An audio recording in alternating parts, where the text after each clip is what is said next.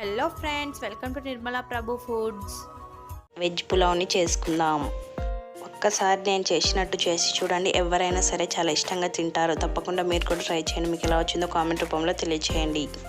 Gas మీద కుక్కర్ని పెట్టుకొని 1 టేబుల్ స్పూన్ నెయ్యి, 2 టేబుల్ స్పూన్ నూనెని వేసుకొని ఇందులోకి హోల్ గరం మసాలా స్పైసెస్ని వేసుకుందాం. 2 దాల్చిన చెక్క, 5 లవంగాలు, 2 ఇలాంచీలు, 1 టేబుల్ స్పూన్ సాహి జీరా, 1 ఉల్లిగడ్డ తరుగు, 3 పచ్చిమిర్చి తరుగు, 2 బిర్యానీ ఆకులు వేసి ఒకసారి ఫ్రై చేసుకుందాం.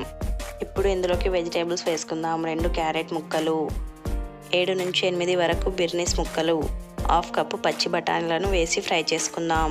2 పెద్ద ఆలుగడ్డ ముక్కలను కట్ చేసి వేసుకుందాం. ఇందులోకి టేస్ట్కి సరిపడా ఉప్పుని వేసుకుందాం. వీటిని 2 నుంచి 3 నిమిషాలు బాగా ఫ్రై చేసుకోవాలి. ఇప్పుడు ఇందులోకి 1 టేబుల్ స్పూన్ గరం మసాలా వేసుకుందాం. 1 టేబుల్ స్పూన్ ధనియాల పొడి వేసుకుందాం. ఇవి వేసుకోవడం వల్ల టేస్ట్ చాలా బాగా వస్తుంది. 1 టేబుల్ స్పూన్ బిర్యానీ మసాలాని వేసుకుందాం. బిర్యానీ మసాలా వేసుకోవడం వల్ల వెజ్ పులావ్ టేస్ట్ చాలా బాగా వస్తుంది.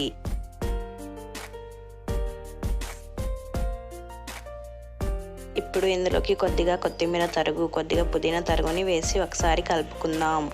2 మినిట్స్ ఫ్రై చేసుకుందాం. నేను 1 కప్పు బాస్మతి రైస్ తీసుకుంటున్నాను. 1 కప్పు బాస్మతి రైస్కి 1.5 కప్పు నీళ్ళని తీసుకుంటే కరెక్ట్గా సరిపోతుంది. ఒకసారి వీటన్నింటిని కలుపుకొని బాగా మరిగేదాకా ఉడికించుకోవాలి.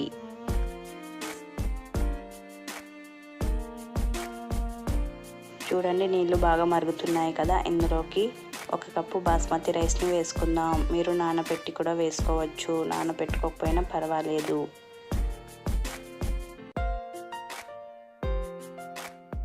ఒకసారి ఇవన్నీ కలిసేటట్టు కలుపుకొని ప్రెషర్ కుక్కర్ మూత పెట్టుకుందాం.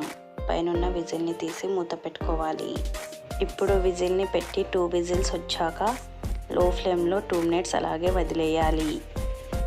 గ్యాస్ ఆఫ్ చేసి ఇది చల్లారాక కుక్కర్కున్న విజిల్ని ఫస్ట్ తీసేసి తర్వాత మూత తీసి చూద్దాం. చూడండి, ఎంతో టేస్టీ వెజ్ పులావ్ రెడీ అయిపోయింది. చూడండి, వెజ్ పులావ్ రెడీ అయిపోయింది కదా. ఇప్పుడు సర్వింగ్ బౌల్లోకి సర్వ్ చేసుకుందాం. అంతే. ఈ వీడియో మీకు నచ్చినట్టయితే నా ఛానల్ని సబ్స్క్రైబ్ చేయండి, అలాగే లైక్ చేయండి. మీకు ఎలా వచ్చిందో కామెంట్ రూపంలో తెలియచేయండి.